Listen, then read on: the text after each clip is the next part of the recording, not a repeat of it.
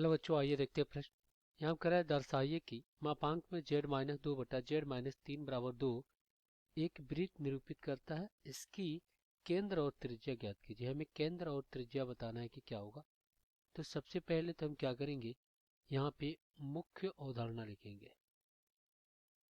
मुख्य अवधारणा तो ये क्या होगा इस प्रश्न के लिए। तो z आपका क्या होता है, एक सम्मिश्र संख्या x प्लस आयोटा y, जहाँ ये आपका क्या होता है, इसका वास्तविक भाग होता है, वास्तविक भाग। और ये आपका क्या होता है, ये होता है आपका काल्पनिक भाग, ये होता है। और वृत्त का व्यापक समीकरण क्या होता है, x माइनस ए का पूर्ण वर्ग प्लस y माइनस बी का पूर्ण वर्ग और बराबर में क्या होता है r का वर्ग, जहाँ r आपका क्या होता है, त्रिज्या होता है। और वृत्त का जो केंद्र होता है वो क्या होता है, a कामा b होता है। तो चलिए दिए गए प्रश्न को हल कर लेते हैं। तो हमारे पास जो दिया गया है मापांक में z माइनस दो और बटा में z माइनस तीन और बराबर में दो। तो यहाँ से आपका क्या हो जाएगा, देखिए इसको लिख सकते हैं z माइनस दो और बटा में मापांक में z माइनस तीन और बराबर में दो। फिर ये गुणा कर देंगे तो ये क्या हो जाएगा, मापांक में z माइनस दो और बराबर में दो गुणे क्या हो जाएगा, मापांक में z माइनस तीन। अब यहाँ पे हम z को रख देते हैं तो मापांक में क्या हो जाएगा, x plus iota y minus दो और फिर यहाँ पे क्या हो जाएगा, मापांक बराबर दो गुणे क्या हो जाएगा, मापांक में x प्लस आयोटा y और माइनस तीन। अब यहाँ पे मापांक में क्या हो जाएगा, x माइनस दो और प्लस आयोटा y और ये मापांक में और बराबर दो और फिर यहाँ पे क्या हो जाएगा, मापांक में x माइनस तीन कोष्टक में और प्लस क्या हो जाएगा आयोटा y और ये मापांक में।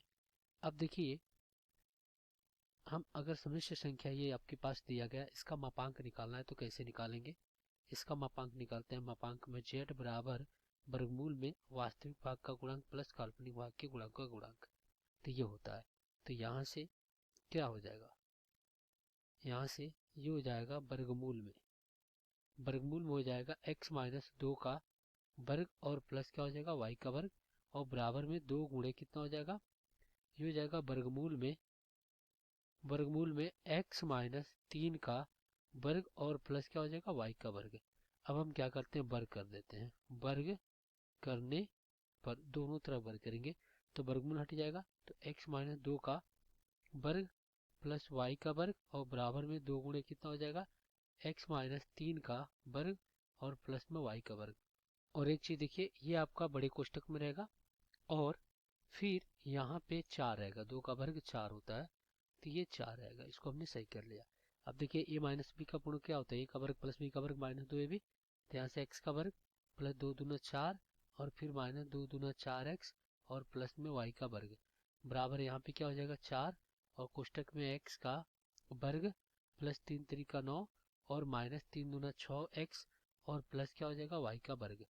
अब यहाँ पे क्या होगा, यहाँ पे हो जाएगा एक्स का वर्ग प्लस में वाई का वर्ग और फिर यहाँ पे क्या हो जाएगा माइनस चार एक्स प्लस चार, तो माइनस चार एक्स प्लस चार और बराबर में देखिए चार से गुणा हो जाएगा चार एक्स का वर्ग, तो चार एक्स का वर्ग प्लस चार वाई का वर्ग और फिर इधर क्या होगा, देखिए छः चौको चौबीस तो माइनस चौबीस और प्लस देखिए छः चौको चौबीस तो माइनस चौबीस एक्स और फिर यहाँ पे नौ चौको छत्तीस, तो यहाँ पे प्लस कितना हो जाएगा, ये हो जाएगा आपके पास 36।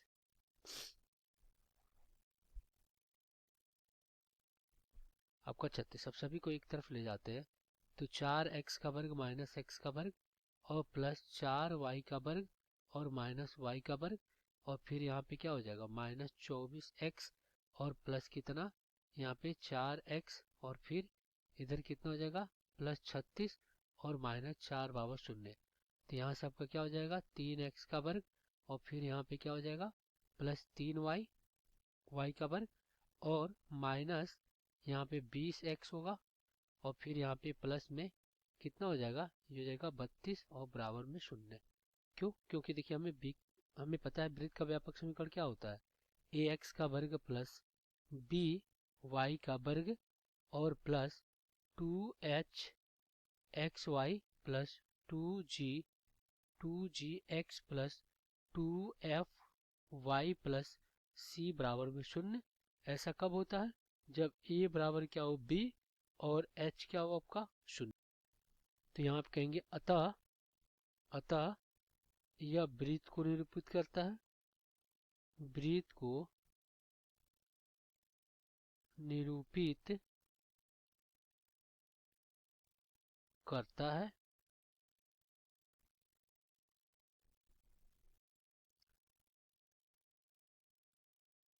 अब देखिए हमें क्या करना है, वृत्त का केंद्र और त्रिज्या ज्ञात करना है।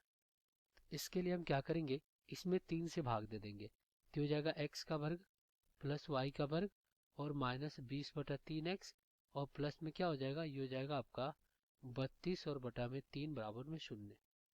अब हम क्या करते हैं, इसको पूर्ण वर्ग बनाते हैं।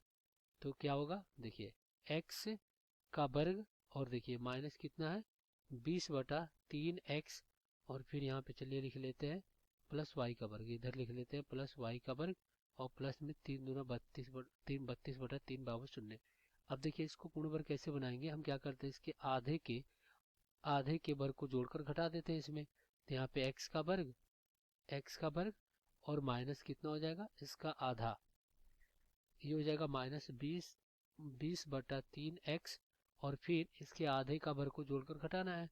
तो यहाँ पे क्या हो जाएगा 10/3 हो जाएगा, तो प्लस 10/3 यानी हो जाएगा 10 और बटा में 3 का वर्ग और फिर यहाँ पे माइनस 10/3 का वर्ग और प्लस में क्या हो जाएगा y का वर्ग और प्लस ये हो जाएगा 32/3 बराबर में 0 हो जाएगा। अब ये आपका क्या बन गया, एक पूर्ण वर्ग बन गया। तो यहाँ हो जाएगा x माइनस 10/3 का पूर्ण वर्ग हो गया और फिर माइनस क्या हो जाएगा 10 दहा के 100 और बटा में 3 3 9 प्लस 32/3 और प्लस में y का वर्ग बराबर 0। तो यहाँ से क्या हो जाएगा x माइनस 10 और बटा में 3 इसका वर्ग हो जाएगा और देखिए 9 का लघुत्तम लेंगे यहाँ पे। तो यहाँ पे क्या हो जाएगा, ये हो जाएगा 9 और फिर यहाँ पे 3 3 9 32 कितना होता है, ये हो जाएगा 96 और माइनस कितना हो जाएगा 100 और प्लस में y का वर्ग और बराबर में 0। तो इधर अपने क्या हो जाएगा x माइनस 10/3 इसका पूर्ण वर्ग हो जाएगा और प्लस में आपका y का वर्ग और बराबर में इधर कितना बचेगा -4, तो इधर आएगा तो 4 बटा कितना हो जाएगा 9 हो जाएगा।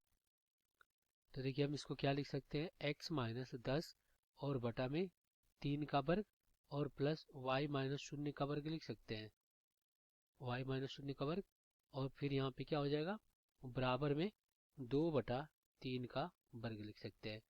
अब मानक वृत्त का समीकरण से अगर तुलना करते हैं, वृत्त का समीकरण x माइनस a का वर्ग प्लस y माइनस b का वर्ग बराबर r के वर्ग से अगर तुलना करते हैं तो हमें a क्या प्राप्त हो रहा है, a प्राप्त हो रहा है 10/3 और b प्राप्त हो रहा है 0 और r प्राप्त हो रहा है 2/3। तो यहाँ पे इसका केंद्र क्या हो जाएगा, केंद्र ये हो जाएगा 10/3, 0 और ये त्रिज्या तो हमें r 2/3 पता हो रहा है।